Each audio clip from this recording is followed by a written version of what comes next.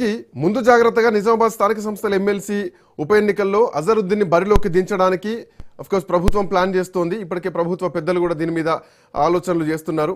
And more over municipal ఎన్నికల్లో majority సీట్లు దక్కించుకుంటామన్నటువంటి ధీమా కూడా ఇప్పటికే అక్కడ కాంగ్రెస్ పార్టీ పెద్దలకు కనిపిస్తోంది. సో దక్కించుకున్నాం అన్నటువంటి ధీమాతోటి స్థానిక ఎమ్మెల్సీ అభ్యర్థిగా పోటీ చేయించి గెలిపించుకోవాలన్నటువంటి ధీమాలో కూడా ప్రభుత్వం ఉంది, కాంగ్రెస్ పార్టీ ఉంది. సో ఈ విధంగా అంటే ఇప్పటికే అది నిజామాబాద్ అంటే వాస్తవానికి ఒక ముఖ్యమంత్రి తర్వాత మళ్ళీ పార్టీకి అంతటి స్థాయి ఉన్నటువంటి వ్యక్తి పిసిసి మహేష్ కుమార్ గౌడ్. సో ఖచ్చితంగా మరి ఎట్లాంటి ఈక్వేషన్స్ ఉంటాయి. ఇప్పటికే సుదర్శన్ రెడ్డి చాలా కాలం నుంచి మంత్రి పదవి కోసం ఎదురు చూస్తున్నారు.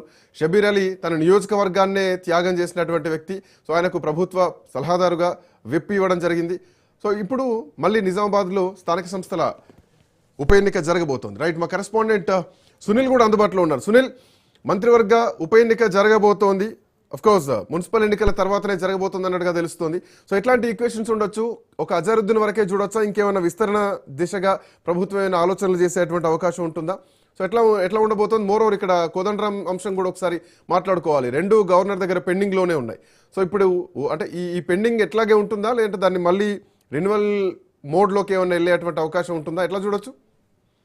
ఎస్ శ్రీకాంత్, ఖచ్చితంగా దాదాపు తెలంగాణ రాష్ట్రంలో కాంగ్రెస్ ప్రభుత్వం ఏర్పడి 2 ఏళ్లు పూర్తవుతుంది. ఇప్పటి వరకు దాదాపు 3 సార్లు మంత్రివర్గ విస్తరణ జరిగింది. కానీ మళ్ళీ 2 శాఖలు ఇంకా పెండింగ్లో ఉన్న నేపథ్యంలో వాటిని కూడా భర్తీ చేయాలి అనే ఉద్దేశంతో ముఖ్యమంత్రి రేవంత్ రెడ్డి సన్నద్ధం అవుతున్నట్లు కూడా సమాచారం తెలుస్తుంది. దీంతో పాటు మంత్రులలో కొంత అసంతృప్తి ఉంది, కొంత సామాజిక వర్గాలకు సంబంధించిన విషయంలో, కొంత నియోజకవర్గాలకు సంబంధించిన విషయంలో, పరిపాలన విషయంలో కూడా కొంత మంత్రులకు సంబంధించిన విషయంలో కొంత ఫీడ్బ్యాక్లో రిపోర్టు వచ్చిన తర్వాత మంత్రుల్ని ప్రక్షాళన చేయాలి, మంత్రివర్గ విస్తరణ కొంచెం ప్రక్షాళన చేయాలనే ఉద్దేశంతో ముఖ్యమంత్రి భావిస్తున్నట్టు కూడా సమాచారం తెలుస్తుంది.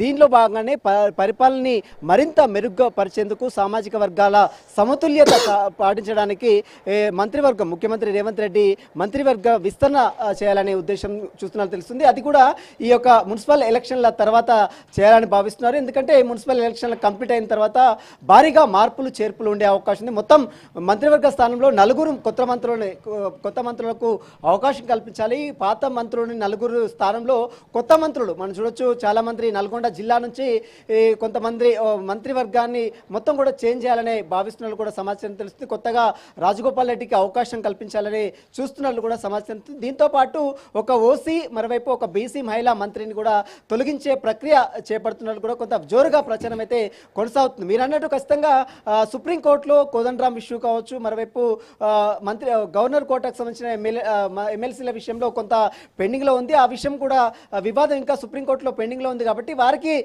ఛాన్స్ అయితే వచ్చే అవకాశం లేదు. ఎందుకంటే సుప్రీంకోర్టు క్లియర్ అయ్యేదాకా వారు ఎమ్మెల్సీగా ప్రమాణం చేసేందుకు కొంత ఇబ్బందులు తలెత్తే అవకాశం ఉంది. ఇక మీరు అన్నట్టు ఖచ్చితంగా అజరుద్దీన్ సంబంధించిన విషయంలో ఖచ్చితంగా అతను మాత్రము మంత్రి పదవికి ఖచ్చితంగా అనర్హుడు. ఎందుకంటే 6 నెలలలోపు అతను ఎమ్మెల్సీ స్థానానికి ఖచ్చితంగా అతను ప్రమాణ స్వీకారం చేయాలి. కానీ ఇప్పటివరకు అయితే ఇంకా పెండింగ్లోనే ఉంది. మరోవైపు కవిత కూడా ఇప్పటికే రాజీనామా స్పీకర్ ఆమోదించారు. మండలి చైర్మన్ గుత్తా సుఖేందర్ రెడ్డి కూడా కవిత రాజీనామాను ఆమోదించారు. కాబట్టి వాటికి సంబంధించిన స్థానంలో మరి ఒకవేళ అజరుద్దీన్ తీసుకుంటే మరి అజరుద్దీన్కి సంబంధించిన విషయం ఇంకా పెండింగ్లోనే ఉంది. కాబట్టి మరి ఈ యొక్క మున్సిపల్ స్థానిక సంస్థల ఎన్నికల ఓట్లు వచ్చిన తర్వాత మరి అతనికి మంత్రి పదవి ఉంటుందా ఉండదు అనేది మాత్రం కొంచెం ప్రతిపక్షాన్ని ఎట్లా అంచనా వేయచ్చు? ఎందుకంటే మున్సిపల్ ఎలక్షన్స్ లో ఖచ్చితంగా ఈసారి బీఆర్ఎస్ పార్టీ జెండా పాతుతుంది. ప్రభుత్వం మీద ఉన్నటువంటి వ్యతిరేకత ఏంతో మేము చూపిస్తామని చెప్పేసి బీఆర్ఎస్ పార్టీ కూడా దీన్ని చాలా స్ట్రాంగ్ గా తీసుకుంది. ఎందుకంటే గ్రామ పంచాయతీ ఎన్నికల రిజల్ట్ మనం చూసాం.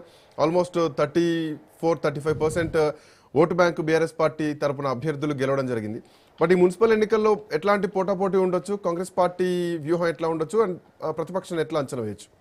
ఎస్, మీరు అన్నట్టు గ్రామ పంచాయతీ ఎన్నికలు అనేది అది చాలా అంటే గుర్తుతో సంబంధం లేకుండా, పార్టీ గుర్తుతో సింబల్తో సంబంధం లేకుండా జరిగేటువంటి ఎలక్షన్స్. కాబట్టి అందులో గ్రామీణ స్థాయిలో ఉన్నటువంటి 1-2 అభ్యర్థులు ముఖమ్ముడిగా ఒక వర్గానికి మరొక వర్గానికి మధ్య జరిగినటువంటి ఎన్నికలు. దాని తర్వాత మనం గ్రామ పంచాయతీ ఎన్నికల్లో దాదాపు 66% అటు అధికార పార్టీగా ఉన్నటువంటి కాంగ్రెస్ పార్టీ గెలుచుకుంటే 34% బీఆర్ఎస్ పార్టీ గెలుచుకుంది. అయినప్పుడు కూడా కొత్త తేడా ఏమీ లేదు. ఖచ్చితంగా ఈసారి జరిగేటువంటి స్థానిక సంస్థల ఎన్నికలు మాత్రం మున్సిపల్ మున్సిపల్ ఎన్నికలు కావచ్చు, కార్పొరేషన్ ఎన్నికలు దాదాపు 117 స్థానాలకు జరుగుతున్నటువంటి మున్సిపల్ ఎన్నికలు, 6 స్థానాలకు జరిగినటువంటి కార్పొరేషన్ ఎన్నికలు మాత్రం ఖచ్చితంగా బీఆర్ఎస్ జెండా పాతే ప్రక్రియ చేపడుతున్నది మాత్రం ఇప్పటికే చాలా మంది బీఆర్ఎస్ వర్కింగ్ ప్రెసిడెంట్ కేటీఆర్ కూడా నిన్న ఖమ్మం మహాసభలో ప్రస్తావించారు. మొత్తం మీద ప్రభుత్వం చేపడుతున్నటువంటి పథకాలను ఎండగడతాం ఖచ్చితంగా, ఎందుకంటే ఇచ్చినటువంటి 6 గ్యారెంటీలు ఖచ్చితంగా అమలు చేయడం లేదు. వీటికి సంబంధించిన విషయంలో కూడా ఖచ్చితంగా పింఛన్స్, వృద్ధుల పింఛన్స్ మాత్రం ఇప్పటివరకైతే అమలు చేయలేదు. దాదాపు ప్రభుత్వ వైఫల్యాలను ఖచ్చితంగా ఈ ఎన్నికల్లో చూపించే ప్రక్రియ చేపడుతుందని బీఆర్ఎస్ చెప్తుంది. కానీ దీనికి సంబంధించిన విషయంలో మరి ఏ రకంగా అధికార పార్టీ ముందుకెళ్తుంది, ఎందుకంటే ఇచ్చినటువంటి హామీలు నెరవేర్చలేదు. అజరుద్దీన్ ఒక వైపు చూసుకుంటే కొంత లైన్ క్లియరెన్స్ కనిపిస్తోంది, ఎందుకంటే కవిత ఎమ్మెల్సీ స్థానంలో ఆయనకు ఆల్రెడీ మంత్రి పదవి ఆఫర్ చేశారు జూబ్లీహిల్స్ ఎన్నికల సమయంలో. వాట్ అబౌట్ కోదండరామ్ సార్ పరిస్థితి ఏంటి? ఎందుకంటే ఆయన గతంలో ఎమ్మెల్సీగా అవ్వడం జరిగింది, ఆ తర్వాత సుప్రీంకోర్టుకి వెళ్ళడం జరిగింది బీఆర్ఎస్ పార్టీ నాయకులు, తర్వాత ఆయన పదవి రద్దు కావడం జరిగింది, మళ్ళీ ఆయనకు పదవి ఆఫర్ చేయడం జరిగింది. ప్రస్తుతానికి అది కూడా పెండింగ్లోనే ఉంది, ఈవెన్ గవర్నర్ దగ్గర పెండింగ్లోనే ఉంది, అటు సుప్రీంకోర్టులో కూడా కేసు నడుస్తోంది. సో ఆయన విషయంలో ప్రభుత్వం దగ్గర ఉన్నటువంటి క్లారిటీ ఏంటి?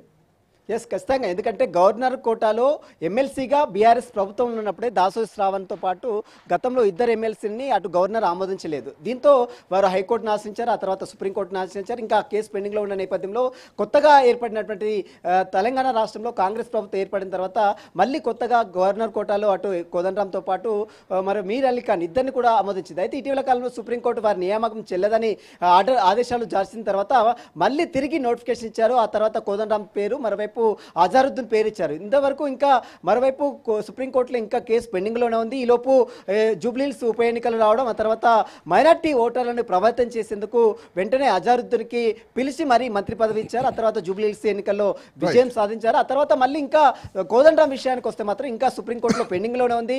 ఆ విషయం మాత్రం ఇంకా తేలలేదు, మరికొంత సమయం కూడా పట్టే అవకాశం ఉంది. కాబట్టి ఈ కోదండరాము ఎన్నిక మాత్రం ఇంకా సందిగ్ధంలోనే ఉందని చెప్పవచ్చు. ఎందుకంటే ఇంకా ఒక క్లారిటీ కూడా ఇంతవరకు రాలేదు. అతను ఇంకా ఎమ్మెల్సీ పదవికి అతను ప్రమాణ స్వీకారం చేయలేదు. మరోవైపు అజారుద్దీన్ పరిస్థితి కూడా అంతే ఉంది. కాబట్టి మున్సిపల్ ఎన్నికల తర్వాత మరి అజారుద్దీన్ సంబంధించిన భవితవ్యం ఏ విధంగా ఉంటుంది, మంత్రి పదవి కొనసాగుతుందా, మంత్రి పదవి ఊడుతుందా అనేది చర్చ మాత్రం రాజకీయ వర్గాల్లో తీవ్ర ఉత్కంఠ అయితే కొనసాగుతుందని చెప్పవచ్చు. Thank you Sunil, thanks for joining. So మొత్తానికి నిజాం